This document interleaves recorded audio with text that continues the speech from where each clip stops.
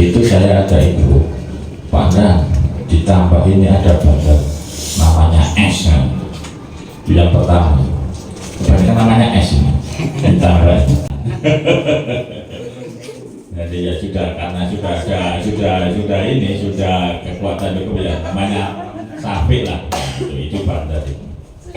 Jadi saya waktu itu ada info itu langsung Pak bonek istilahnya ya wis pokoknya ya tunggu pokoknya saya bersama Pak Popo datangnya kami siap ada senjatanya ada mana sampai di belakang saya di depan langsung saya dobrak itu anaknya itu lari woi larinya kayak si Pak Tuping ditembak tidak mau berhenti. Jadi itu awalnya kita nangkep narkoba itu begitu ya dia lolos saya dibully jangan sok jadi pahlawan jangan sok jadi pahlawan kesiangan itu di masa gitu. Saya bilang kembali ke anggota ke masyarakat namanya kejahatan kalau tidak lagi apes ya tidak akan ketangkap ya kalau tidak lagi apes ya dia tidak akan ketangkap kalau apes itu baru ketangkap. Nah terus saya kembali ke daratan saya bilang saya akan minta bantuan pasukan dari Polres. Begitu datang ada 7 orang hanya infonya ini masih di Pulau Bawean sapi ini dia akan lari menggunakan perahu kecil itu foto atau apa itu akan lari ke Madura atau kemana larinya inginnya meninggalkan Pulau Bawean tapi tempat-tempatnya sudah kita pasang orang-orang kita pasang anggota sampai di Giliro sana mulai Singapura sampai di Tanjung Ori kita pasang sampai jam 3 itu kita standby nunggu kalau memang dia lari ternyata nggak jadi jam 3 itu ada informasi lagi saya dikasih tahu Anda itu ada orang telepon jam 3 siapa Supandi S lagi namanya ya Supandi. Nah saya baru tahu terus sudah namanya mungkin belum beruntung kita kembali tahu-taunya besok malam saya ditelepon anggota panjang sampai ketangkep alhamdulillah tangkep. Nah itu terus langsung kita bawa ke daratan. Nah, kelihatannya yang bandar yang lain Supandi ini mungkin aman ya. Setelah beberapa hari ya mungkin beberapa bulan dia ngambil barang dari Madura. Nah, teman-teman yang di Gresik ini sudah mengetahui lewatnya itu tidak lewat Gresik karena banyak yang jadi istilahnya membocorkan itu operasi itu. Jadi lewatnya sangat Paciran naik mobil tidak boleh keluar sore-sore tangkap di mana di pijem ya kalau nggak salah itu sama juga lari udah mau lari kemana tidak ada siap tahu lewat dia baru berhenti ya kalau siap sih kelihatan banyak yang ini juga dengan tunangan itu akhirnya katakan bawa ke Polsek. Nah dari situ kebanyakan ini keluarganya atau apa semua nangis atau semua minta Pak kalau bisa diselesaikan di sini saja. Aduh kamu ini kucing aja berangkat itu tahu keluarganya begitu tidak melaporkan itu coba kalau dia ya karena juga tahu bahwa keluarganya memakai atau apa semua ini. Nah, akhirnya Supandi ini tertangkap. Nah, kita kirim lagi. Nah, jadi itu yang bandar di Tambak Supandi. Nah, sudah 2 Banten tangkap, ya. Saya juga dapat dengar informasinya ini. Sekarang pindah ke Sangkapura.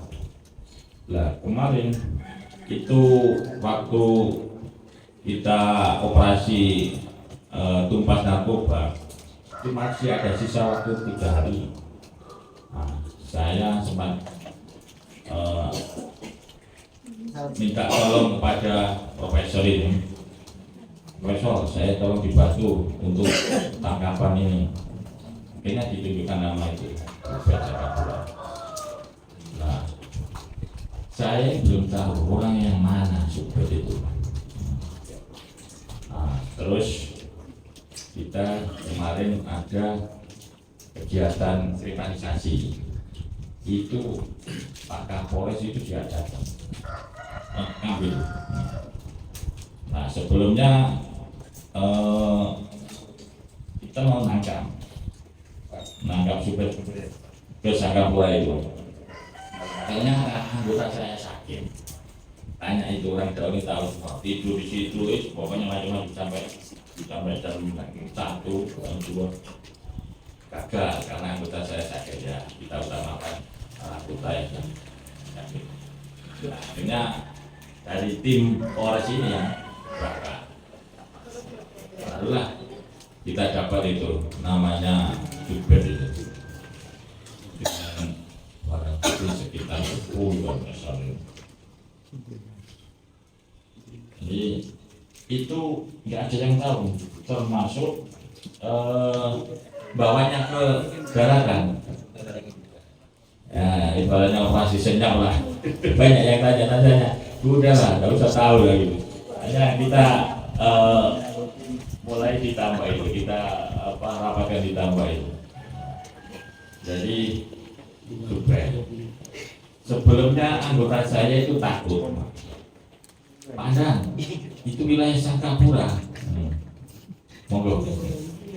Tak bilangin, namanya narkoba itu semua bisa ditangkap kecuali di luar wilayah Gresik. Akhirnya tadi berani. Subet sudah dibawa ke Gresik. Ada informasi barangnya masih ada Singapura. Dan malam-malam, siang kita terangi dapatlah 2 orang. Singapura saya bobo dan bilang gitu. Biar habis, meskipun tidak habis betul ya, paling tidak mengurangi. Nah, itu. Jadi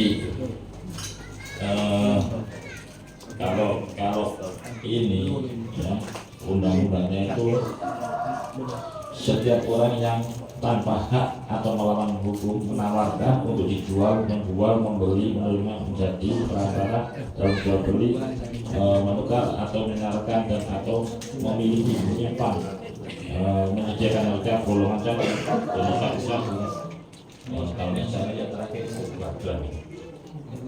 Beratnya 2 gram. Itu ancaman hukumannya bisa seumur hidup. Seumur hidup sampai hukuman mati.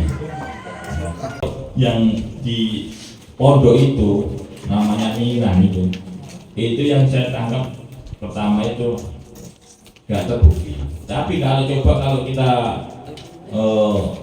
sedikit lebih jauh, kemungkinan dia juga memakai. Berhubung masih keluarga pondok, ya kita rekap lah, kita maklumi. Ternyata ya setelah beberapa hari dia juga pengedar. Ya. Kayaknya apa yang dibilang Pak Sekjen tadi, tetangga kanan kirinya, ya itu juga sama.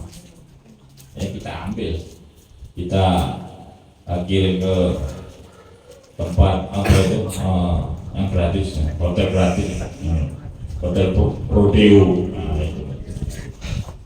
Jadi kasihan gitu ya. Jadi tolong betul-betul masalah baik dijauhi. Nah, gimana bisa melihat ciri-ciri orang yang pemakai itu? Satu, mungkin dilihat dari segi fisiknya, dari matanya, dari mulutnya. Ini ada Pak sini Pak? Kan? Ada. Ya, makanya lihat dulu tadi. Nah, dia itu apa ya? Kelihatannya mulutnya itu ini apa terlalu gerak, banyak gerak nyamuk. Tolong benar-benar dijauhi. Terus yang kedua itu ini, kalau diajak ngomong nggak nyambung, jadi nggak nyambung. Sering apa ya, membantah gitu. Pewarta Basit Gaul Media Bawean.